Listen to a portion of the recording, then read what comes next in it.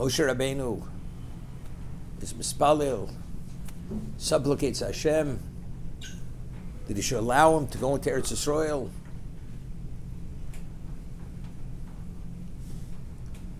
And he tells Klal Yisrael, Yom Hashem Elai Rav Loch Al Tosif Daber Elai Od Badover Hazeh. Hashem says, you have much. I don't want you to speak to me about this anymore. Cease praying. Meaning, if Moshe would have continued praying based on the way HaKadosh Baruch Hu created the world, he would have had to allow him to go into the land. Hashem says he should cease. He stopped. Now, why didn't HaKadosh Baruch Hu allow Moshe Rabbeinu to go into Eretz Yisrael? So Torah says explicitly, it was a punishment because he had struck the rock rather than speaking to the rock, the Mei Meriva. So the obvious question is, if Moshe Rabbeinu's leadership, as it says in the Gemara, is Pnei Chama, and Yeshua's Pnei Levana, so HaKadosh Baruch Hu should have never presented Moshe with the test of Shimon Amorim, that he should strike the rock, and he would take Klal Yisrael into Eretz Yisrael. So evidently, HaKadosh Baruch Hu wanted Moshe Rabbeinu to fail, because he knew he would choose to strike the rock rather than speak to the rock. He shouldn't go in. Now, why did HaKadosh Baruch Hu want Moshe Rabbeinu to go into Eretz Yisrael? We find the Torah, whenever it speaks about Kfuras Moshe, his burial location, although it's unknown, it's Mul Beis Pa'or.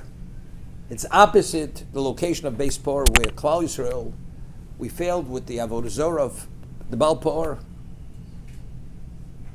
Now, why does the Torah make that point? So Chazal say, there's a medrash, that the level of prosecution of Baal Pa'or against Klal Yisrael is something which is fierce. And the only thing that could counter that prosecution is Moshe Rabbeinu. Because he was involved at that time with the Baal Pa'or. He sent Pinchas to destroy Midian. The Minyan was Baal Pa'or, and Bilam was killed in that battle. Because every year Baal Pa'or raises its head and prosecutes Klal Yisrael at the most extreme level, and when it sees Kfuras Shel Moshe, the burial location of Moshe, it sinks right back into the ground. That quashes that prosecution.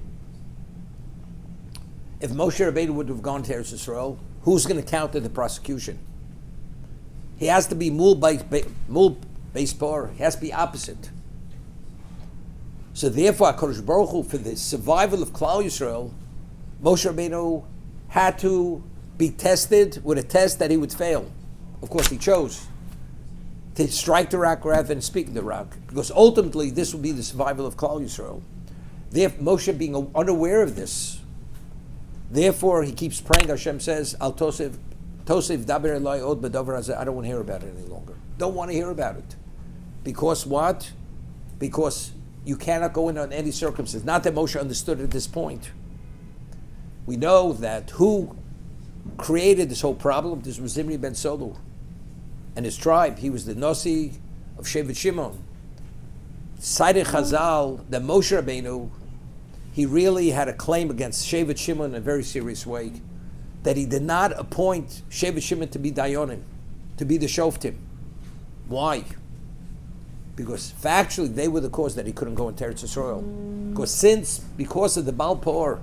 So simply we learned, because they brought about such a Chil Hashem, Zimri ben Solu, Kozib Basur, Pinchas did his act of zealotry. So because he created such a Chil Hashem, that's why he had it in for Shevet Shimon. But factually we're saying no, the reason why Moshe Rabbeinu wasn't able to go into Eretz Yisrael was because of Shevet Shimon. Because they are the ones who perpetrated this chet, which ultimately had to do with Baal Pa'or. Moshe Rabbeinu couldn't cross, had to be buried in Ever Yarden, because only his chus and his dimension of kedusha is the only one who's able to silence that level of prosecution.